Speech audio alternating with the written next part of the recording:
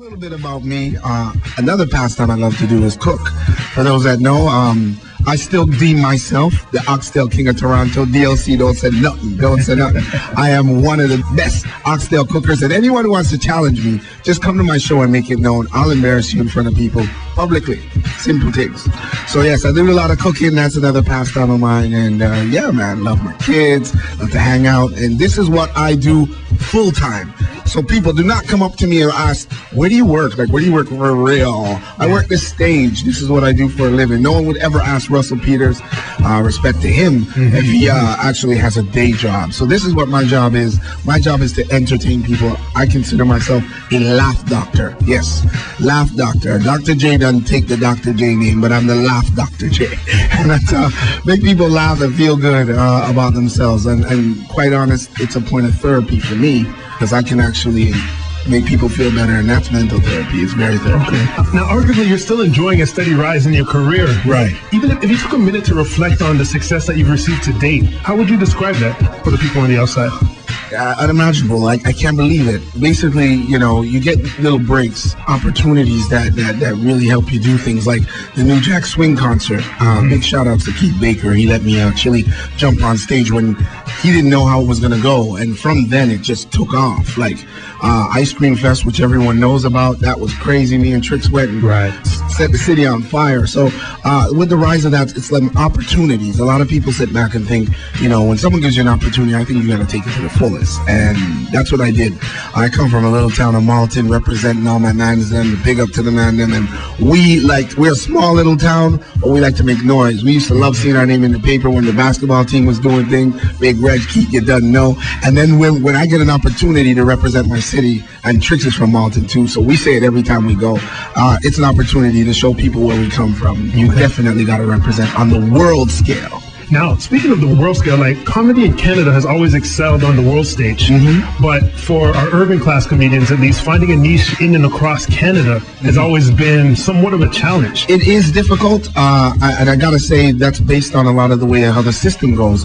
Usually through the system, I don't know how the musical one works, but in comedy, you usually have to join a comedy club and earn your rank and keep going up.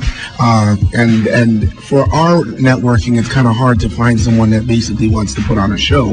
Just like a rapper usually has a hard time finding out where they're going to rap. But in our system now, it's funny because I've decided to take it on myself, as opposed to basically going and wait for someone else to put on a show for me. I'm basically the one that's saying, you know what, we're going to put on a show. Because we got a lot of people that love comedy. So once we get the word out and support it, we do our own shows. And I do a big shout out to the man, the godfather, the king, Mr. Kenny Robinson. Because if it were not for him, I'm sorry, there would be no Russell Peters, there would be no John Paul, there would be no Mark Trinidad, there would be no Jay Martin, there would be no Trix. Big shout out to Kenny Robinson. He's been doing the Nubian Show for 15 years, giving that urban talent an opportunity to perform, and that's something really special, really special. Now, I'm going to play with you a little bit, but if you could equate your career to an elevator ride to the top, who would you like to see step into the cab on the way up to the penthouse? Are you serious? Yeah. You want to be real with me? I would like Melanie Fiona to get in the elevator with me and then get stuck on the 5th floor, and I would play with her hair. I'd try to cane row it, and she could check it. All right, done with that. Really and truly, who would like? That's a really good question.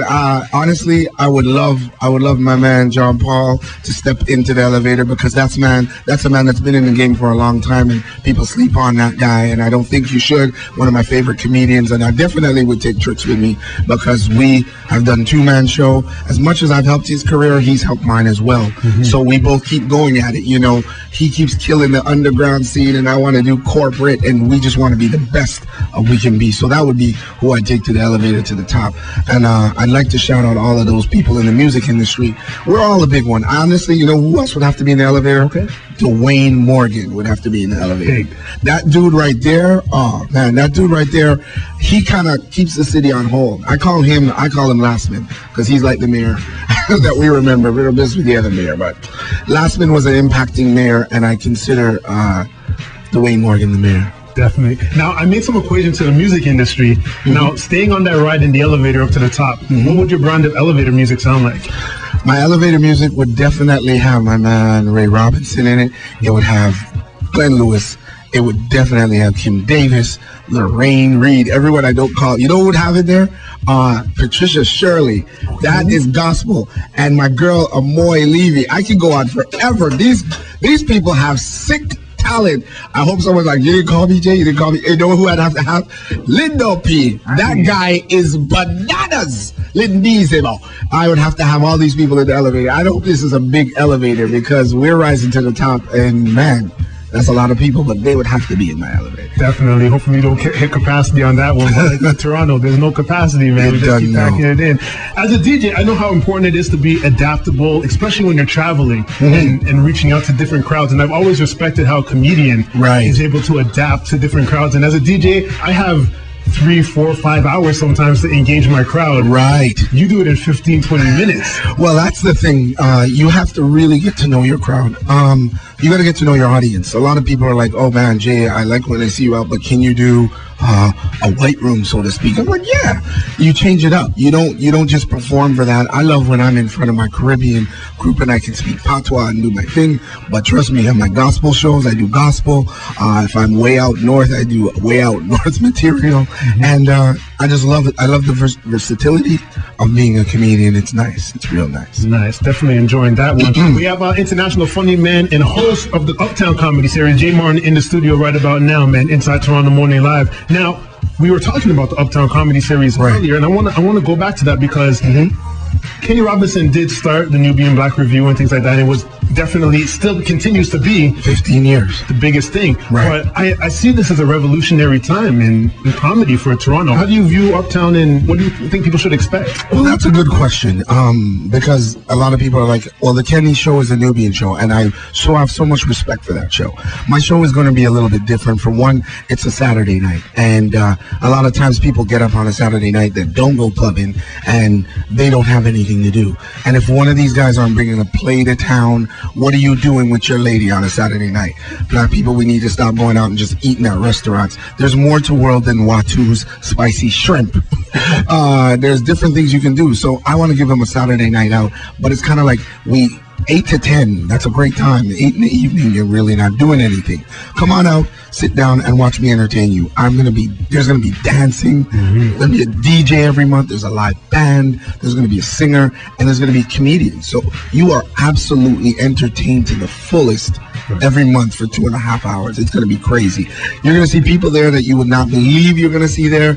My excitement is beaming through the roof. I actually came in a old school rope chain. I thought I had some tape in because I want to do it so big. I want to do it so big, and it's a fat rope chain because everything I want to do this year is fat. So people, if you give me the chance on February 20th to come check out my show, I guarantee you'll be hooked on it like blessings. For people who get down on their knee and pray to Almighty God like I do every morning and thank Him for my blessings, please come check out the show Saturday, February 20th. You can get tickets at Ticketmaster, or you can go to tocenter.com.